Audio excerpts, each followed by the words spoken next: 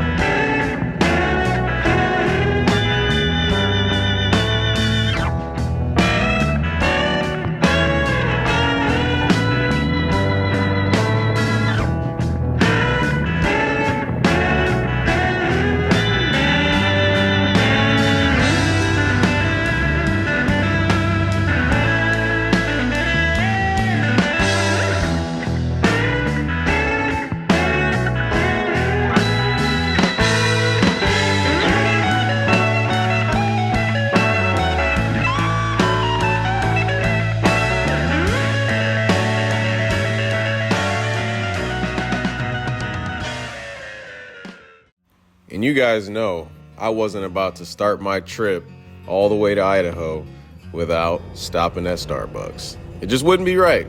It wouldn't be right.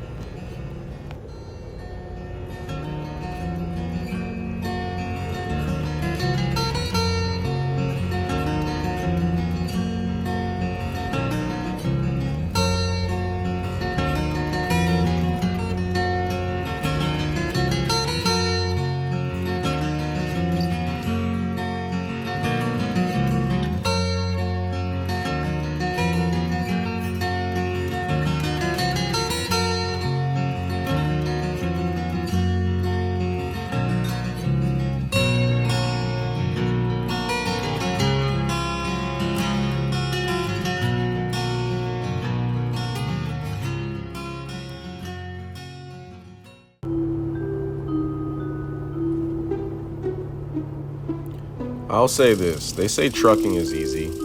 They say, oh, that looks nice, must be nice, all this and that. Guys, I'll tell you what, living out here in the Northwest, it don't take long for you to get out in the middle of nowhere.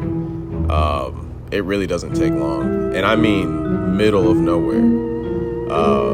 Sometimes this stuff gets super creepy, and as you can see, as I started climbing hills and whatnot, dude, the fog, I just can't escape it. And it's like, nighttime, there ain't no lights out here. The fog's just, I don't know if you guys can see in that photo, I was going 30 miles an hour down this hill. Scary stuff.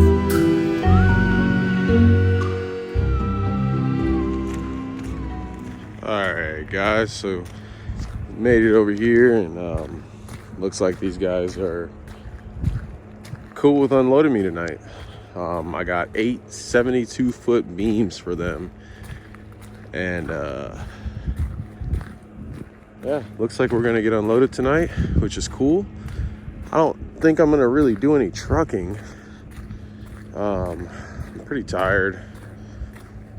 It really wouldn't make any sense for me to go any further than where I am. I don't know really what I want to do, because they last time I've done this, they let me park in the back of their lot back there for the night. To be honest, I might just do that. I don't really want to go sleep down at the rest area down the street. I'd rather just sleep here. I'd rather just pull back in. I don't know. I'll figure out, see where they are interested in letting me stay. Yeah, this was a fun load. It was only 37,000 pounds. Super easy. Didn't really have to slow down on most of the hills. Like I said, I just tucked her as close up to the cab as I feel comfortable, because it's not I feel comfortable with it even closer. It's just when they unload, like, that's a small window of air, you know what I mean? Like, it's nighttime right now, and if for some reason they don't pick it up fully center, and then they just out of instinct slide left or right, like, that's all I need is for them to slide into my cab by just not paying attention. So that's about as far forward as I'm comfortable with. I also had a little bit more left on my slide, on my fifth wheel slide. There's like 4 ribs left, but to be honest, that's probably a foot. That's probably a foot. Yeah, at least a foot more that I could have slid the fifth wheel back and had at least another foot up front here. But to be honest, this stuff isn't long enough to really, I'm not gonna say it's not long enough to do that, but I don't want to mess up the paint on my fifth wheel for one 72-foot load. I've literally, ever since I've been hauling for Jeff, this is the first time I've ever hauled anything 70 foot. I used to do it all the time when I was a company driver. As I was saying, I used to do it all the time as a company driver. I used to haul 70-foot material, 75. I used to haul a lot of long pipe for MG Transport out of Portland. And, but like, I only haul 65s mainly, is like the longest material length that we haul. But literally for the last at least 4 years since I've been hauling for Strauss, I don't know, like, I've only hauled, this is the longest load I've ever hauled for them, and to be honest, like, it's not even that long, so there's no point in me sliding my fifth wheel, messing up my paint for one load. So, but if it was like 80-foot stuff or anything over 80, I would have definitely slid it just to get as much as I can. But the problem is like, if you have an actual load, like a load to weight, and it's like anything long like that, you don't necessarily want to slide your fifth wheel all the way back, because then your steers will be extremely light, and you'll have like, your weights will be just totally off. But anyways, I'm rambling, so give you guys a shot of the truck. She's dirty again. It was literally no point in me washing it, but that's just how it goes, man.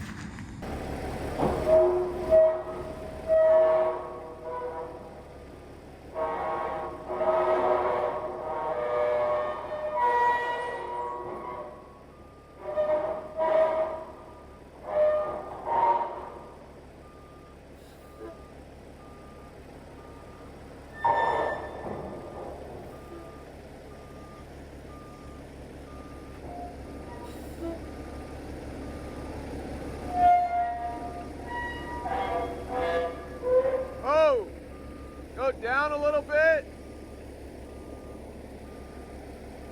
Down. Come back.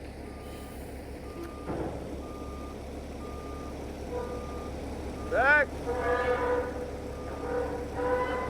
Down a little bit. Whoa. Down a little bit. Down. Okay. Back. All you. This right here kind of goes back on what we were talking about in the last video, how we don't sit in the truck as flatbedders. I mean, obviously, some places you go to, they don't allow you to be outside. And this is extremely dangerous stuff. So, it's best for me to at least keep an eye. This guy is a really good forklift operator. He does a great job. But there's a couple small things when you're unloading this stuff. It's very finesse, like a little bit up, a little bit down, tilt forward, tilt back a little bit. Now you're in this position. Okay, come down a little bit, now slide back. Like, there's so many small things that, like, having a good spotter is key to making everybody safe and the stuff coming off the truck properly. I really, really am pretty good at spotting and letting them know where to put their fork. So if they pay attention and they kind of, go with what I'm saying, usually we can get it off the truck in a timely manner.